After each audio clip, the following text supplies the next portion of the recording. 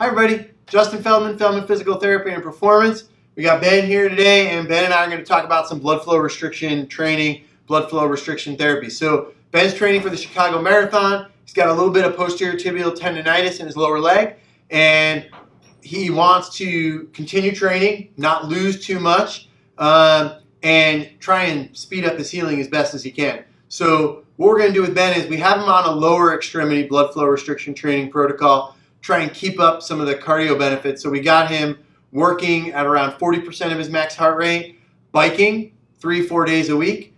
And the other thing we want to add to that is we want to add some upper body resistance training using the blood flow restriction protocols so that he can get even more of that effect. So with the blood flow restriction training, we're going to see elevated levels of HGH. We're going to see more bone healing and muscle healing. And also, even with the resistance training, he's still going to get that VO2 max effect and all those added training effects that he's going to get from some of the other cardio. And he's going to get it a little bit more than if he was to be doing it without it. And he can work with a lighter load, so he doesn't need such heavy loads to get that training effect. So we've already got his left arm hooked up, so we're going to get his right arm hooked up. So what we're going to do is we're going to take and we're going to get this as high around his arm as we can, right up in here. Good. So we're wrapping this all the way around. I like to try and keep the valve on the outside to keep my life easier. We're going to hook Ben up here. And then make sure that's closed. We're going to give that to Ben. And then what we're going to do is we're going to use some Doppler ultrasound here. So the biggest thing we want to do here when we're using this is always when you're using the blood flow restriction training, you should be finding a personalized pressure for you. You don't want to just use a standard number. It should be specific for you, and it's going to be different on both arms.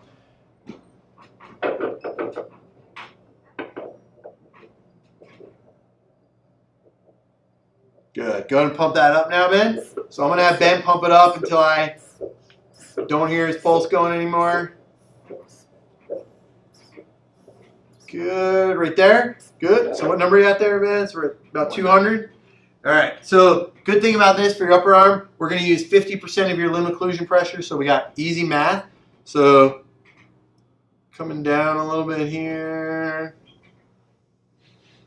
Perfect. All right. So now cap that off.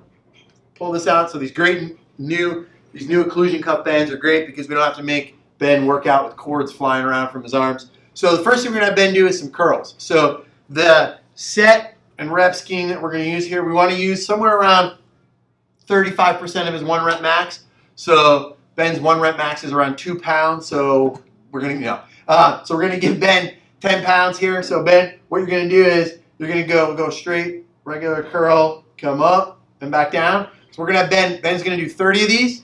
And he's going to get 30 seconds rest. And he's going to do 15, 30 seconds rest, 15, 30 seconds rest, and 15 more. Then he gets a minute off and we go into the next round. Don't worry, we're not going to make you sit through that whole video doing that. Keep going, man. How's it feel while you're doing it?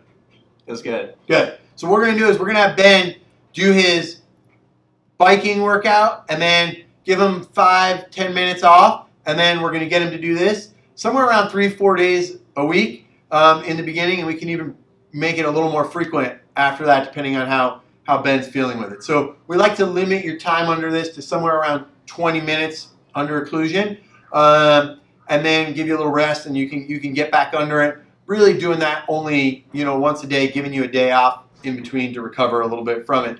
You're going to have the added effects, the elevated levels of all of the great healing chemicals that this produces for a little over 48 hours. So it's really going to be flowing through you. And remember, it's systemic. So even though he's only doing this on his arms, it's going to be helping his leg because your brain can't produce all this stuff and then just tell it where to go. It flows all over your body. It's within your blood, so it goes everywhere. How we feeling, Ben? Feeling good. You counting? Nah. No. I got number 1 rule. If you're not counting, we start over at 1. No.